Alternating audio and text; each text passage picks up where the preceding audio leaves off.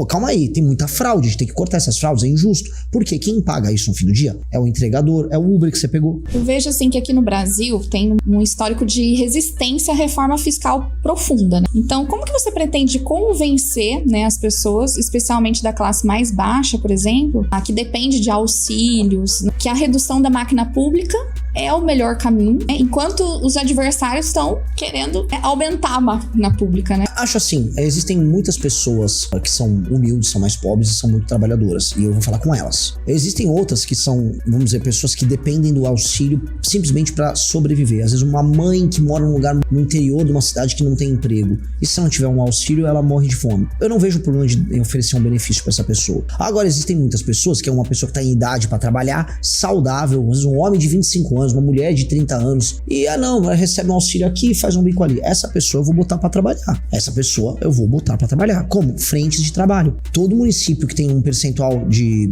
pessoas que vivem de auxílio alto, vai ter uma frente de trabalho, pra trabalhar na parte de infraestrutura. Se vamos aumentar o salário, você vai trabalhar 4 vezes por semana aqui em tarefas que a gente estabelece junto com o governo federal e os municípios, pra gente colocar, vamos botar a galera pra trabalhar, vamos arrumar a estrutura das cidades. Aí não quer. A minha pergunta é, não quer, né? Vamos colocar. E sempre, a parte fiscal não passa só por resolver a questão dos benefícios fiscais, benefícios sociais. Não tem o benefício social do rico, que é a renúncia fiscal. A gente vai mexer, e custa muito mais do que o Bolsa Família. A gente fala em 500, 600 PI de renúncia fiscal de toda sorte. O Simples entra nisso, eu não vou mexer no Simples, mas tem muita renúncia fiscal de empresas gigantescas. Tem a Zona Franca de Manaus, que sozinha é 50 bilhões de reais. Essas coisas vão ser mexidas. Então a gente atua nisso. Temos que mexer em super salários prejudicados do judiciário, está falando de 15 a 20 bilhões de reais. Super aposentadoria de militar, super aposentadoria do judiciário. Estamos falando mais de 20, 30, por ano, tá? 20, 30 bilhões por ano que a gente pouparia fazendo esse tipo de reforma. Estamos falando de desvinculação de gastos com saúde e educação. Por exemplo, certos municípios não precisam gastar 25% do orçamento deles com educação. Tem municípios que a população é mais envelhecida. Logo, você não precisa gastar 1/4 do orçamento com isso. Então, você diz o valor, você pode gastar menos e pode usar em outras áreas. E aí você consegue fazer o dinheiro sobrar, que é um problema grave que nós temos fiscal no Brasil, porque é tudo muito engessado. Tem a desindexação de certos gastos, como o BPC. Tem também que olhar fraudes que existem em auxílios, do BPC e do Bolsa Família especialmente, em que no BPC você tem gente que consegue você consegue hoje um laudo de autista, não, eu sou autista ali. Um cara te dá um laudo, você vai no juiz, pega um BPC, praticamente um salário mínimo que a pessoa pega por mês, com um laudo. Pô, calma aí, tem muita fraude, a gente tem que cortar essas fraudes, é injusto. Porque quem paga isso no fim do dia é o entregador, é o Uber que você pegou. Aquele Uber que você pegou é um cara que tá ralando, tá trabalhando desde cedo. Se ele me ouviu na rádio de manhã, ele me ouviu desde as 7 da manhã e deve estar trabalhando agora. Esse cara tá pagando auxílio eventualmente ilegal de alguém. Então nós temos que cortar isso, tá? Só receber o auxílio quem realmente precisa, e quem não precisa, vá trabalhar. E a gente ainda vai ajudar o cara a trabalhar. Vai botar pra trabalhar. Agora, o que não dá é a pessoa que trabalha sustentar quem não trabalha. Esse jogo não tá valendo a pena pra ninguém. Ô, Renan, na minha campanha também, o que eu senti na pele, conversando com muitas pessoas, principalmente em bairros bem pobres, é justamente esse ponto. Eu acho que muitas pessoas querem sim trabalhar, e claro que tem aqueles que não querem, que quer receber o auxílio pronto. Só que os que querem, eles estão sem estrutura.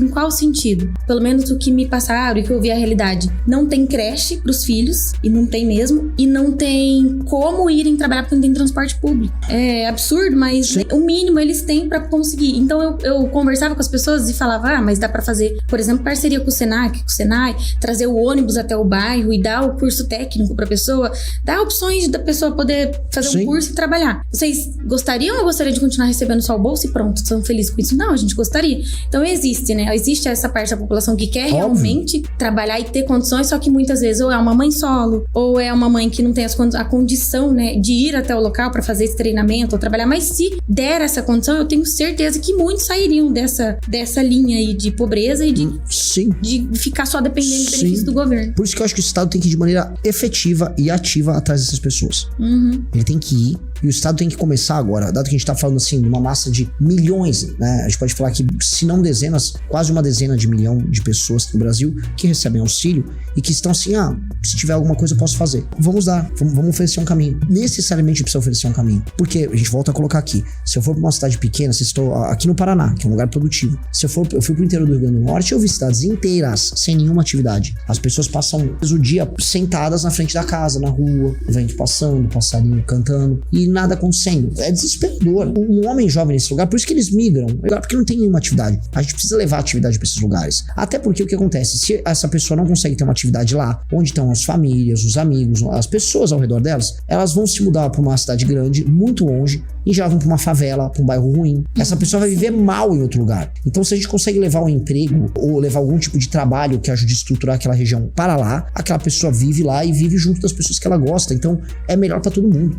Isso é um trabalho ativo. Só que pro governo é muito mais fácil, toma uma graninha e não enche o saco.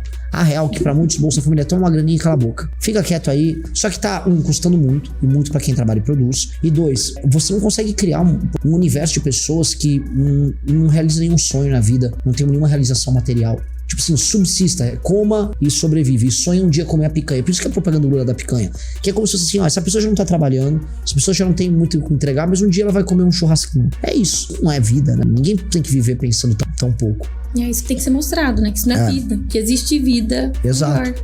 Se inscreva no canal e compartilhe o vídeo para quem precisa ver para a missão alcançar a dinastia.